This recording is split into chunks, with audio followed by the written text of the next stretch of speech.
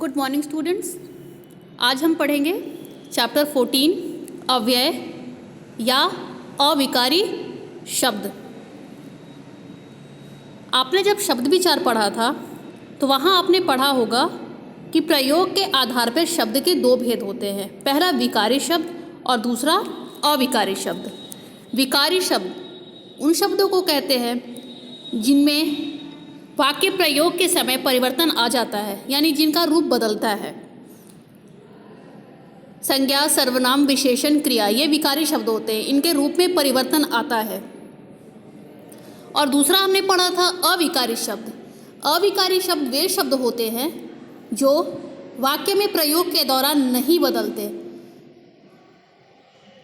इसके चार भेद होते हैं, क्रिया विशेषण, संबंध बोधक, समुच्चय बोधक और विस्मयादि बोधक। तो आइए हम आज पढ़ेंगे अविकारी शब्द, यानी जिन शब्दों में लिंग, वचन, काल या कारक आदि के प्रभाव से कोई विकार यानी परिवर्तन नहीं हो, उन्हें हम अव्यय या अविकारी शब्द कहते हैं।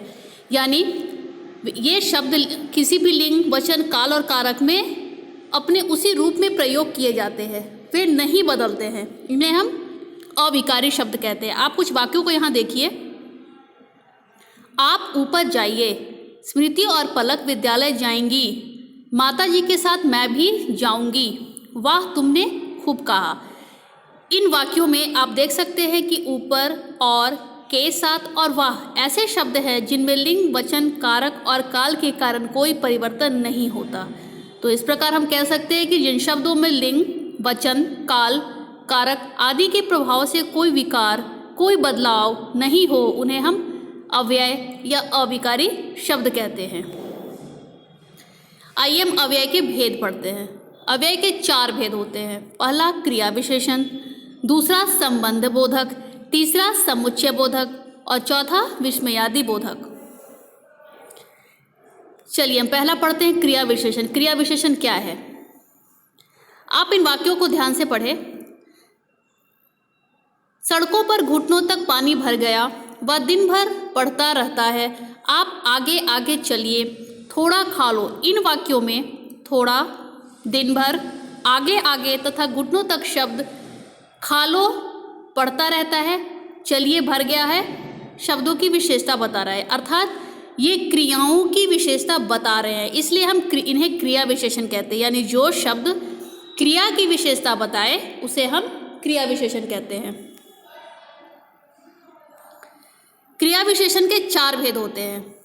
जो शब्द क्रिया की विशेषता बताए उसे हम क्रिया विशेषण कहते हैं, इंग्लिश में आप इसे एडवर्ब कहते हैं।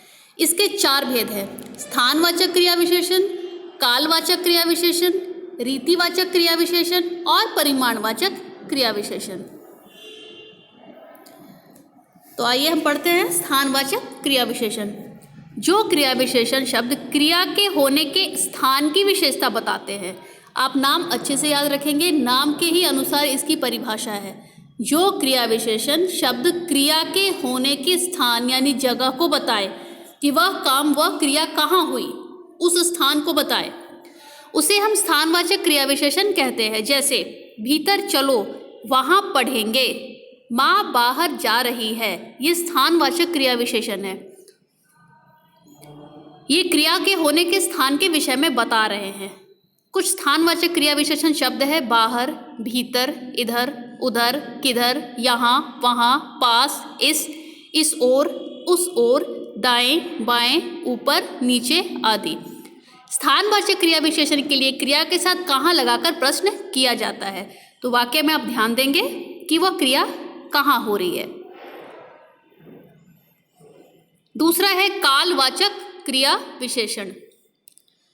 जो क्रिया विशेषण शब्द क्रिया की समय संबंधी, काल का अर्थ है समय, तो वो क्रिया के समय को बताते हैं। जो क्रिया विशेषण शब्द क्रिया की समय संबंधी विशेषता को बता रहे हैं उन्हें हम कालवाचक क्रिया विशेषण कहते हैं।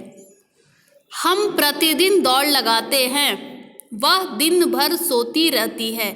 इन वाक्यों में रंगीन शब्द आप देख सकते हैं कि कालवाचक क्रिया विशेषण है, क्योंकि ये क्रिया के समय के बारे में बता रहे हैं। कुछ कालवाचक क्रिया विशेषण शब्द हैं जब, कब, हमेशा, तभी, तत्काल, शीघ्र, पहले, कई बार, अभी, कभी, नित्य, प्रतिदिन, हर बार, बार बार आदि। कालवाचक क्रिया विशेषण जानने के लिए क्रिया के साथ कब प्रश्न लगाकर हमें प्रश्न करना चाहिए। तीसरा है रीतिवाचक क्रिया विशेषण। जिन क्रिया विशेषणों से क्रिया के संपन्न होने की रीति का अर्थ है ढंग, यानी वह क्रिया कैसे हो रही है, उसे हम रीतिवाचक क्रिया विशेषण कहते हैं। जैसे वह ध्यान पूर्वक चढ़ती है। कैसे चढ़ती है? ध्यान पूर्वक। हिरन धीरे धीरे चलने लगा। कैसे चलने लगा? धीरे धीरे। तो जिन क्रिया विशेषणों से हमें क्रिया के होने के ढंग का पता चले कि वह क्रिया कैसे हो रही है, उसे हम रीतिवाचक क्रिया विशेषण कहते हैं।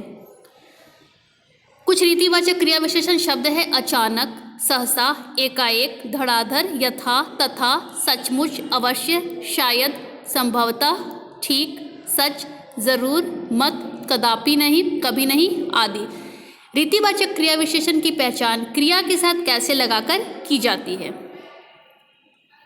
क्रिया विशेषण का चौथा भेद है परिमाणवाचक क्रिया विशेषण। जिन क्रिया विशेषणों से क्रिया के परिमाण या मात्रा संबंधी विशेषता का पता चले, उन्हें हम परिमाणवाचक क्रिया विशेषण कहते हैं। यानी वह क्रिया कितनी हो रही है, मात्रा को बताए कि कितना कार्य हो रहा है। या संदूक भारी है, कम बोला करो, अधिक बोलना ठीक नहीं होता, चाय में चीनी ज़्यादा है। इन वाक्यों में रंगीन शब्द परिमाणवाचक क्रिया विशेषण के उदाहरण है, क्योंकि ये क्रिया की मात्रा का बोध करा रहे हैं। कुछ परिमाणवाचक क्रिया विशेषण शब्द अति, भारी, काफ़ी, केवल, तनिक, बराबर, ज़्यादा, थोड़ा सा, बिल्कुल, पर्याप्त, बस, इतना आदि। परिमाणवाचक क्रिया विशेषण जानने के लिए क्रिया के साथ कितना और कितनी लगा के हम प्रश्न करते हैं। आइए हम परिमाणवाचक विशेषण और परिमाणवाचक क्रिया विशेषण के अंतर को समझेंगे। आपने विशेषण में पढ़ा होगा परिमाणवाचक विशेषण, उससे हमें किसी वस्तु के माप तौल का पता चलता है तथा यह संज्ञा या सर्वनाम के पहले लगते हैं। आप वाक्य में ध्यान देंगे कि परिमाणवाचक विशेषण क्या होता है और परिमाणवाचक क्रिया विशेषण क्या होता है। जब ये संज्ञा या सर्वनाम से पहले लगे और वस्तु के मापतौल का बोध कराए तो वहाँ वो परिमाणवाचक विशेषण होता है। जबकि परिमाणवाचक क्रिया विशेषण में ये क्रिया के परिमाण को बताता है और ये क्रिया के पहले लगते हैं। तो वाक्य में हमेशा ध्यान देंगे आप कि संज्ञा या सर्वनाम से पहले अगर किसी वस्तु की मात्रा बताई जा रही है तो वो परिमाणवाचक विशेषण है, तथा अगर क्रिया के पहले ये लगे हो और क्रिया के मात्रा को बता रहे, क्रिया के परिमाण को बता रहे हैं, तो वो परिमाणवाचक क्रिया विशेषण है। जैसे आप वाक्य में देख सकते हैं, परिमाणवाचक विशेषण बहुत दूध रखा है, दूध संज्ञा है, उसके पहले बहुत लगा तो ये परिमाणवाचक विशेषण है। यदि वाक्य में इस प्रकार प्रयोग हो कि व्यक्तियों ने बहुत खाया, तो यहाँ खाया क्रिया है, खाया से पहले बहुत लगा तो ये परिमाणवाचक क्रिया विशेषण है। शब्द भले ही दोनों जगह एक है बहुत, लेकिन प्रयोग इनका अलग अलग है। अगर संज्ञा के पहले है तो परिमाणवाचक विशेषण, और अगर क्रिया के पहले लगा है तो परिमाणवाचक क्रिया विशेषण। तो आप हमेशा इसको वाक्य में ध्यान रखेंगे। वहाँ काफ़ी फल रखे हैं, फल संज्ञा है, इसके पहले काफ़ी लगा तो ये परिमाणवाचक विशेषण। काफ़ी पढ़ चुके, अब आराम करो, पढ़ चुके, पढ़ना क्रिया है, क्रिया के पहले काफ़ी लगा तो यह परिमाणवाचक क्रिया विशेषण है। इस चैप्टर को आप ध्यान से पढ़ेंगे, उसके बाद हम अव्यय के अगले भेद को अगले वीडियो में पढ़ेंगे। धन्यवाद।